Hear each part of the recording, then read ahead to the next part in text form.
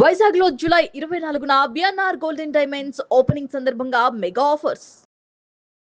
ఇంతే. కాదు, ఎవరు గెలిస్తే వాడే నా వాడు అన్నట్టుగా తప్ప గతంలో జగన్ ప్రభుత్వం మీద కానీ ఇది వచ్చినటువంటి అభియోగాల మీద కానీ బీజేపీ సెంటర్లో ఉన్నటువంటి బీజేపీ ఎలాంటిది చేయలేదు, చర్యలు తీసుకోలేదు. ఇప్పటికి కూడాను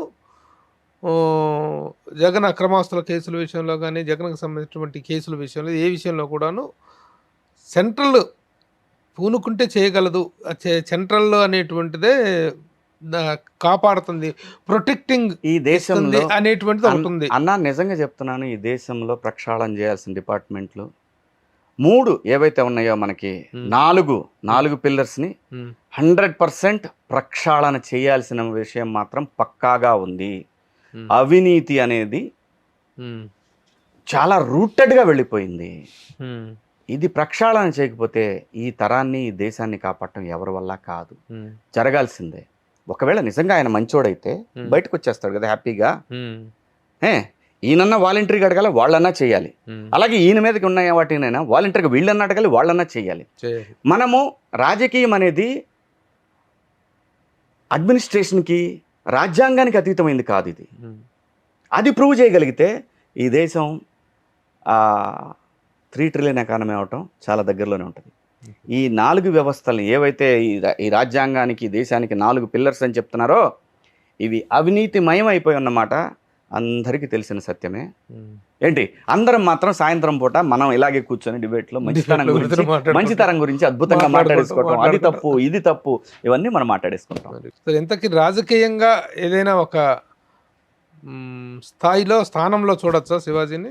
గో విత్ ద ఫ్లో అన్న, గో విత్ ద ఫ్లో కాదు, నాకు అసలు తెలియదు కాదు. ఇప్పుడు గత 10 సంవత్సరాలుగా 15 సంవత్సరాలుగా చేస్తున్నటువంటి పోరాటంలో శివాజీ చాలా అవుట్రేటెడ్గా, చాలా ధైర్యంగా ఎన్నెన్నో దారుణమైనటువంటి సిచ్యువేషన్స్ ఫేస్ చేస్తూ తెలుగుదేశం పార్టీకి సపోర్టర్గా, మంచిగా సపోర్టర్ అనేటువంటిది వేరే విషయం, విమర్శించారు. ఏదైనా ఇప్పుడు నీలో ఉన్నటువంటి హానెస్టీని గౌరవించి ఏదైనా ఆఫర్ నీకు వచ్చే అవకాశం ఉందా, లేదా ఆఫర్ తీసుకునే అవకాశం? నేను ఆలోచించనన్నా, గౌరవం అనేది రావాల్సిందే తప్ప యాక్చువల్ గా బయట అనుకోవటం ఇంతగా తను విశ్లేషణాత్మకంగా మాట్లాడుతున్నాడు, ఇంతగా కన్సర్న్డ్ గా ఫీల్ అవుతున్నాడు. కాబట్టి శివాజీని పిలిచి మాట్లాడదామని ఒకసారి ఎవరైనా తెలుగుదేశం వాళ్ళు కానీ కూటమి వాళ్ళు కానీ మన జనసేన వాళ్ళు కానీ అనుకున్నారా? వాళ్ళ వైపు నుంచి నీకు వచ్చిన ఆఫర్ కానీ నీ వైపు నుంచి వాళ్ళకి వెళ్ళిన రెండూ లేవన్నా. కానీ నాకు ఆలోచన పెద్దగా లేదన్నా. నేను ఎప్పుడైనా ఏం కోరుకుంటాను, గౌరవం రావాల్సిందే తప్ప గౌరవాన్ని అడగకూడదు అన్న. ఇప్పుడు గౌరవాన్ని అడిగి తీసుకోకూడదు, గౌరవం రావాలా. కానీ నాకు వాటన్నిటికన్నా ముఖ్యం కూడా నన్ను చాలా బాధపడుతున్న విషయం ఏంటంటే పల్లె చాలా ఇబ్బందుల్లో ఉంది. వాళ్ళ బెల్ట్ షాపులు విపరీతం అయిపోయినాయి. ఏ పార్టీ వచ్చినా నాయకులు ఖచ్చితంగా రెండింటినీ వాడుతున్నారు. ఇందులో ఏమీ ఎవరికి మొహమాటాలు లేవు, ఏది అబద్ధం కాదు, రెండు నిజాలే. నేను అనేది నన్ను బాధర్ చేస్తున్న అంశం పల్లె. ఎందుకంటే పల్లెలో ఈ రోజున ఎక్కడ పోయినా కూడా పొద్దున్నే మొదలు పెడితే తాగి పడేస్తూ ఉన్నారు. ఎవరన్నా పోయినా గౌరవం లేదు, మాట్లాడటం లేదు. ఇదే పరిస్థితి, ఏ బజారుకి పోయినా ఇదే పరిస్థితి ఉంది. పనిచేసేవాళ్ళు లేరు, మొత్తం పొలవమని సిటీలకు వెళ్ళిపోతున్నారు. అక్కడ పనిచేసేవాడు ఎవడు లేనప్పుడు ఉచితాలు ఎక్కువైపోయినాయి. నా ఉద్దేశంలో నేను రిక్వెస్ట్ చేసింది ఏంటంటే అక్కడ పరిశ్రమ గురించి కూడా అడిగాను. నేను లోకేష్ గారిని అక్కడ పరిశ్రమ గురించి కూడా అడిగాను. నేను అనేది ప్రతి చోట కూడా పరిశ్రమ ఉండాలి. మన జనరేషన్కి వెళ్ళిపోద్ది అన్న, మనకేం కాదు, మనల్ని వీళ్ళు బంగారంలా చూసుకుంటున్నారు, దీంట్లో ఏమన్నా. నేను అంటున్నాను ఎప్పుడు కూడా అక్కడ కూడా ఒకటి ఉంటే అక్కడ కూడా టాలెంట్, కళలు బతకాలి కదన్నా, అక్కడ కూడా ఒక టాలెంట్ ఉంటుంది. వాళ్ళు కూడా ఆ ప్రాంత ప్రజలకు కూడా ఒక అవకాశం ఇవ్వాలి. ఈ తరం నాయకులు కనుక ఇవ్వకపోతే ఈ తరాన్ని మాత్రం వాళ్ళు ఎప్పటికీ క్షమించలేరు. ఆ విషయాలు అడుగుతాను తప్ప పోతే నేను మరి సార్ కలిసావా అయిన తర్వాత? నేను ఆ చిన్నాయన్ని 3 సార్లు కలిశాను. గెలిచిన తర్వాత నేను ఏదైనా సమస్య గురించి మాట్లాడటానికి వెళ్తాను తప్పితే నా గురించి మాట్లాడుకోవడానికి నేను ఎప్పుడు. లోకేష్ ను ముఖ్యమంత్రిని చేయడం కోసమే చంద్రబాబు నాయుడు గారి ఎజెండా ఉంది. త్వరలో ఆయన ఈ పీరియడ్ లోనే ముఖ్యమంత్రిగా తనను నామినేట్ చేసే అవకాశం ఉందనేటువంటిది వైసీపీ వాళ్ళు చేస్తున్నటువంటి ప్రచారం. ఇందులో ఉన్న వాస్తవాలు ఏంటి, ఇందులో ఉన్నటువంటి పాసిబిలిటీస్ ఏంటి? Lokesh also result to be frank he is also proof himself with a very strong content and commitment. ప్రజల గౌరవాన్ని, ప్రజల మెప్పును పొందితే ఎవరైనా అవ్వచ్చు అన్న సీఎం. దానికి ఏముంది, పవన్ గారు అవ్వచ్చు, లోకేష్ బాబు అవ్వచ్చు. జనసేనలో కూటమిలో కొత్తలు కూటమిలో లొకలొకలు యూట్యూబ్ అనేటువంటిది కూడా వినిపిస్తుంది. ఇవన్నీ యూట్యూబ్ యూట్యూబ్ న్యూస్లే. యూట్యూబ్ న్యూస్లే. వాళ్ళ సఖ్యత మధ్య నీ అభిప్రాయం ఏంటి?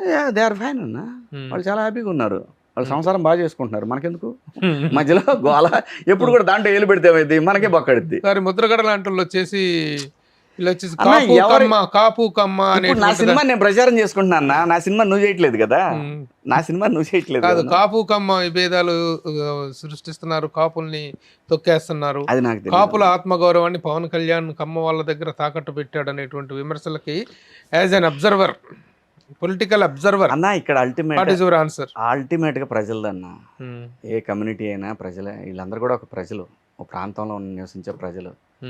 ఏది మంచి ఏది చెడు అని నిర్ణయించుకోలేనంత పరిస్థితులు ఎవరూ లేరు. ఎవరు గొడ్డలు దించుకున్నా, అది నేను దించుకున్నా లేదంటే ఇంకొకళ్ళు ఎవరైనా దించుకున్నా, గొడ్డలు దించుకున్నా, అక్కడ యూట్యూబ్ కంటెంట్ కోసం ఉపయోగపడిద్దే తప్ప ప్రజల దగ్గర నుంచి పొందాల్సినటువంటి గౌరవం నాయకులుగా మనం చేసే పనిని బట్టి వాళ్ళు గౌరవిస్తారు తప్ప, మనం ఏదన్నా కార్డులు తీసుకొని పోతే ఆ కార్డులకి వాళ్ళు నిలబడేటట్టయితే ఏంటి ఈ సమాజం ఇంకా లోపలికి పడిపోద్ది. ఓకే, అంతే. హోదా పదవి లేనటువంటి రాజకీయ ప్రస్థానాన్ని కలిగినటువంటి ఏకైక వ్యక్తి ఈ రోజున శివాజీ. ఈ ప్రస్థానం ఎంతకాలం కొనసాగుతుంది? నేను బతుకున్నంత కాలం చేస్తా అన్న, నాకేం ప్రాబ్లం లేదు, ఎందుకంటే నాకు ఇంత గౌరవాన్ని ఇచ్చింది, ఇంత రెస్పెక్ట్ని ఇచ్చింది ఈ సినిమా. సో అటువంటప్పుడు ఈ సినిమా అంటే ప్రజల ద్వారా వచ్చింది.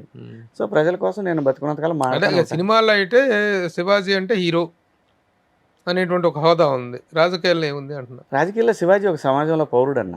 పౌరుడు అనేటువంటిది పవర్ఫుల్, అంతే కదా, CM common man. Very good. వేసారు తమ్మునేలు ఇచ్చా అన్నావు.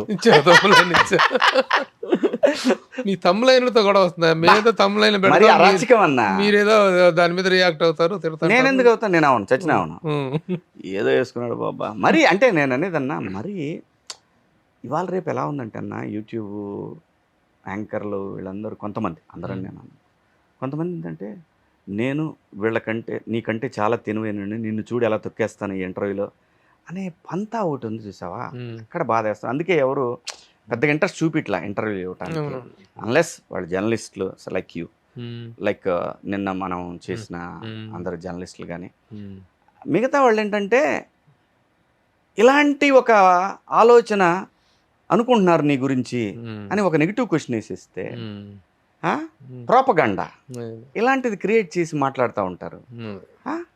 ఎప్పుడో రోజు ఎదురు దెబ్బ తగులుద్ది, అప్పుడు ఏం చేస్తావు? కానీ చాలా మేము కూడాను మీడియా పరంగా చాలా విషయాల్లో ఇబ్బందులు పడుతున్న సందర్భాలు, అంటే కంప్లైంట్స్ విషయంలో తెలిసి తెలియని మేము వచ్చి బెళ్ళలేసుకుంటారు మెళ్ళ, మేము జర్నలిస్ట్ అని. తమ్లైన్ అనేటువంటిది సాధారణంగా ఇంటర్వ్యూ చేసే రిపోర్టర్ చేతిలో కూడా ఉండదు, అది ఎస్ఈఓ చేసేటువంటి లోపల ఎస్ఈఓలు చేస్తారు. సుమన్ టీవీలో మీ పర్సనల్ అండ్ బిజినెస్ ప్రమోషన్స్ కోసం కింది నెంబర్కి కాంటాక్ట్ చేయండి.